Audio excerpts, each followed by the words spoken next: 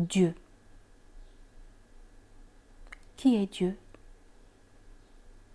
Dieu est celui qui transcende tout ce que nous percevons.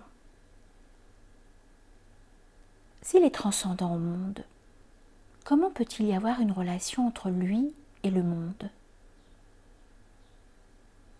Il n'y a en fait pas une particule ici qui ne lui soit reliée. Alors que signifie qu'il transcende le monde? Le monde, cela veut dire nous-mêmes et ce que nous percevons. En d'autres mots, les êtres animés et inanimés ensemble forment le monde. Parmi ces catégories, nous estimons que les êtres conscients sont supérieurs. Que dire de celui qui créa tous les êtres? La seule chose que nous pouvons comprendre, c'est qu'il est au-delà des catégories d'êtres que nous connaissons. Notre raison ne peut aller aussi loin. Notre Créateur nous est donc supérieur et ne peut être appréhendé par la raison. Son nom, Kadaoul, être transcendant, signifie qu'il surpasse notre raison.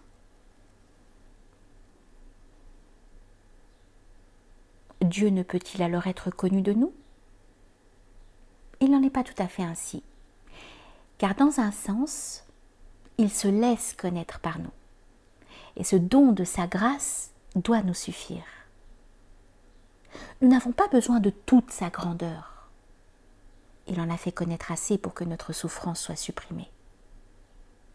Il n'y a pas de raison pour lui de révéler un iota de plus de son pouvoir qu'il n'en faut pour remédier à nos défauts dans l'état présent. C'est ainsi qu'il se fait connaître selon nos besoins. Il est donc bien là, en quelque sorte, à portée de notre connaissance. Qu'est-ce donc qui nous permet de l'avoir à portée de notre connaissance? Le fait qu'il est connu en tant qu'être, conscience, béatitude. L'être, sat, désigne l'impérissable, ce qui est pour l'éternité. S'il venait à cesser d'être, ne fût-ce qu'un moment, qui serait son destructeur? Qui l'a créé? La nature périssable de toute chose nous enseigne que tout est dirigé par l'un impérissable.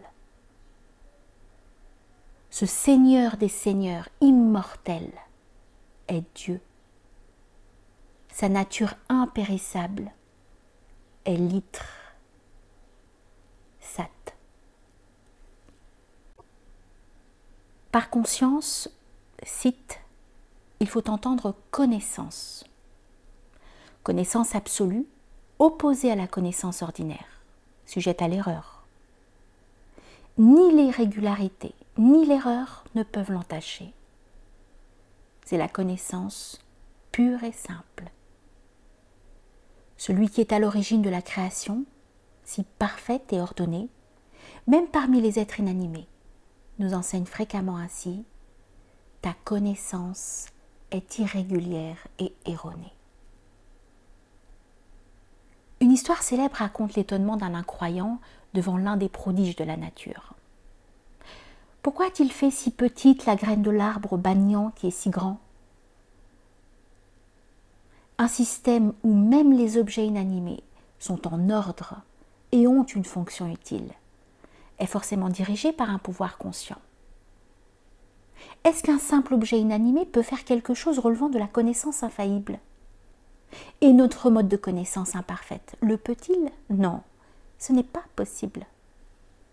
C'est pourquoi il est dit que Dieu est conscience. La béatitude ou félicité, Ananda, est l'état libre de désir. C'est la plénitude de paix. S'il lui restait encore le moindre désir, comment pourrait-il être meilleur que nous-mêmes? comment pourrions-nous obtenir de lui la félicité? Lui-même aurait alors besoin d'un autre être pour satisfaire ses désirs.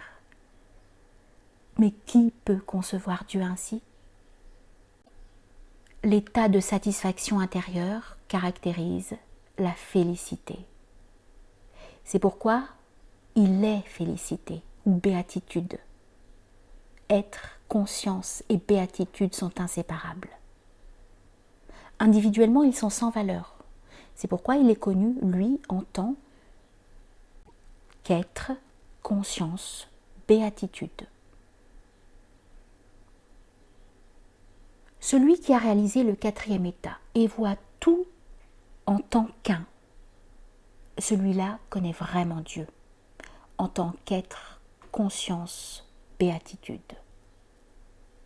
Les mots ne peuvent exprimer, ni les oreilles entendre, à quel point un tel être est uni à Dieu. C'est une question de réalisation. Il existe des voies et des moyens pour une telle réalisation. Ils peuvent être énoncés, appris et mis en pratique. Celui qui peut réaliser ainsi est Dieu. Il n'a pas de nom. Nous lui donnons un nom. Il n'a pas de forme. Nous lui donnons une forme. Est-ce condamnable? Quel nom n'est pas le sien? Quelle forme n'est pas la sienne? Quel est le son, la forme, où il ne se trouve pas?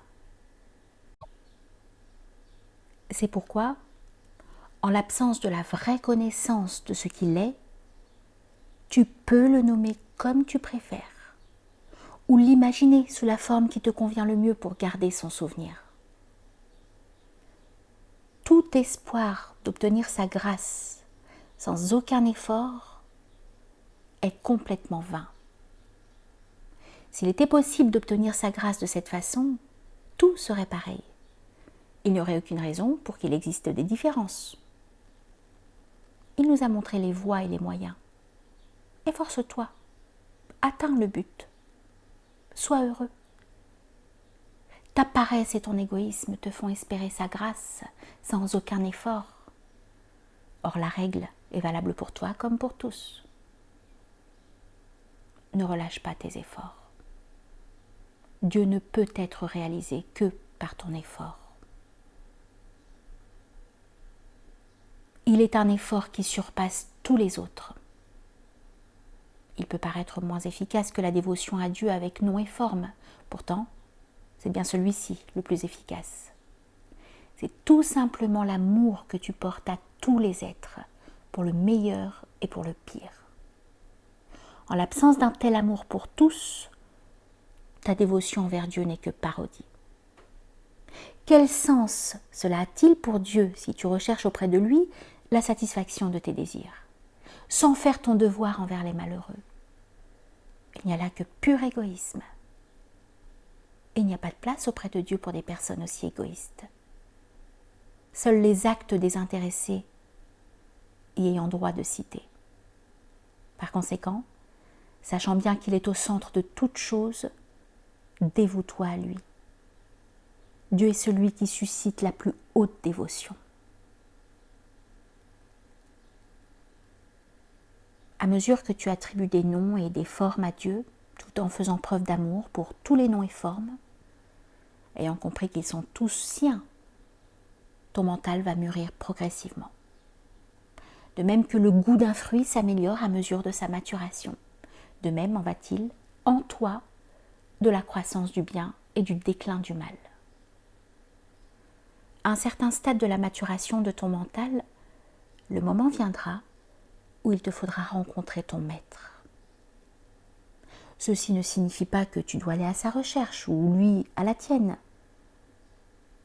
Au moment voulu, la rencontre aura lieu, chacun s'y étant dirigé à sa manière. C'est votre complémentarité qui vous amènera à vous rencontrer, qui établira ta confiance en lui, adaptera son enseignement pour toi et te rendra apte à le suivre. Celle-là est la voie directe pour aller à Dieu, qui est de réaliser le 4e état. Tu suivras la voie et atteindras ton but, qui est être, conscience, béatitude, qui est Dieu.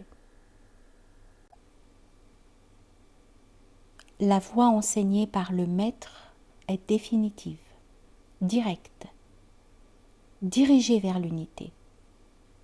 Elle est naturelle et sans artifice, éprouvée depuis longtemps, non douloureuse. Lorsque tu es sur cette voie, il ne peut plus y avoir ni doute, ni peur. La peur et le doute ne sont-ce pas les caractéristiques des voies des ténèbres? Comment pourrait-elle te rencontrer dans la voie de la vérité qu'enseigne le Maître? Ainsi, la voie te parlera d'elle-même, t'indiquant le bon chemin. Alors il ne te restera plus qu'à rencontrer ton Maître et à apprendre de lui. Cette voie vous est commune à tous les deux, par la volonté de Dieu. Avant toi, ton Maître l'a parcouru. Il te montrera le chemin et tu le suivras. À combien d'autres enseigneras-tu ce même chemin? Et combien d'autres suivront-ils après? D'évidence, la peur et le doute n'ont pas de place dans la voie de la vérité.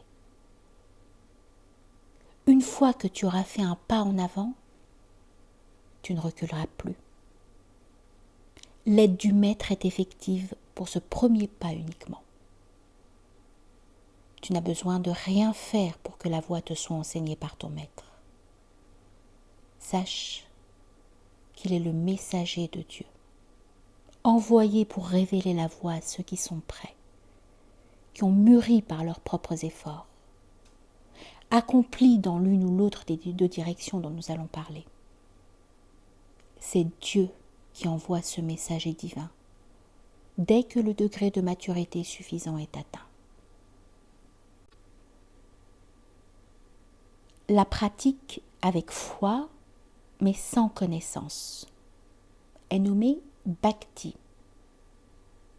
La même avec connaissance est nommée jnana. Il y a deux sortes de bhakti. L'une est la dévotion à Dieu, avec nom et forme. L'autre est l'amour pour tous les êtres. Jnana aussi est divisée en deux. La pratique de la voie juste, enseignée par le Maître, nommée yoga, et l'état qui en résulte, qui est pur jnana. Il est naturel de croire à quelque chose que l'on ne voit pas pour finalement le trouver. Ceux qui ne croient pas ne trouvent jamais. Les croyants, tôt ou tard, réussiront. Les non-croyants, jamais. Tu peux croire même pour la seule raison que la foi en Dieu ne fait pas de mal. Tu en recevras ta part d'effets bénéfiques. Ce monde existe uniquement pour susciter la foi en toi. Voilà le but de la création. Aie la foi et tu pourras atteindre Dieu. Même si tu ne crois pas tout ce qui est dit de Dieu, crois au moins qu'il y a Dieu. Cette graine révèle une grande puissance lors de sa croissance, au point qu'elle peut tout nier et tout remplir par elle-même. Sa toute-puissance est telle que tu ne verras rien d'autre que Dieu, même pas toi-même. En vérité, Dieu